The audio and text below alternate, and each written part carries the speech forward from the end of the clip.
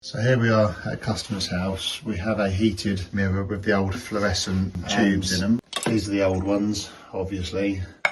And then she's bought these new ones, look like they're probably screw fix ones, lap ones. And again, they just said in the shop, in screw fix I'd imagine, you just need to change them straight over and it's nice and simple. However, nothing's ever that simple. And so there are a couple of ways you can do these. One way is you have the live at the tops and neutrals at the bottom, or vice versa.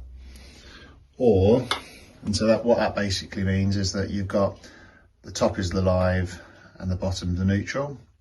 Or in this case, live and neutral are either that one or that one, and the bottom one isn't doing anything.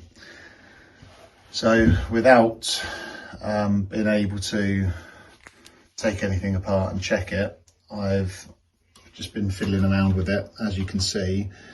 And the way I did it initially was I made both this live and that neutral, obviously just in parallel. There's nothing special about that. It was quite straightforward. Connected it all up and it wouldn't work.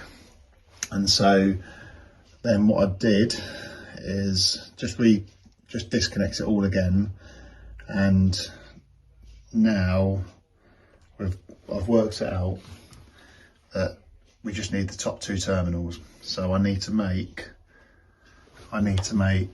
this one neutral and this one live, same on this side, and connect both of those into the connectors here, and hopefully that should be okay. Let's give it a go. I've got both tubes in and I've just temporarily connected up the supply coming in to some Wagos, and then I took obviously the neutral to the top being the blue conductor and the brown being the line conductor. And so everything at the bottom, none of that's being used now. It's just one pin is line and one pin is neutral, and one pin is line and one pin is neutral. And they're obviously in parallel with each other and just connected to the supply there.